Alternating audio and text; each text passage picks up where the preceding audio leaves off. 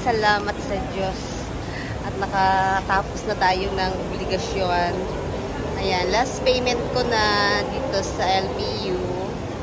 Last payment ko na for Aaron this year. So, naka-first year na siya ng college. So, tapos na ang aming bayaran for this year. Kaya, parang kailan lang, no? Ang bilis ng panahon. Naka 1 year na agad yung anak ko. Yehey! Tapos na. At next month tayo ay mag-e-enroll naman. Hinihingi ko na nga yung listahan ng... Kaya, ang saya-saya.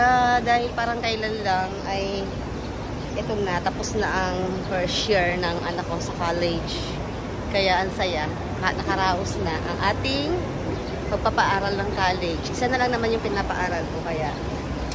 ang saya dahil natapos na. Kaya ngayon ay ako'y uuwi na para sa aking last payment dito sa LP para sa anak ko. Ang saya-saya.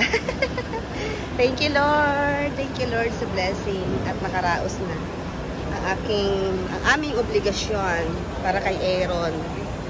Hindi ko mamamalayan sa susunod. Tapos na siya mag-aral. Nagwo-work na rin tulad ng ating niya. O diba? Relaxing na ang lola nyo. Ayan.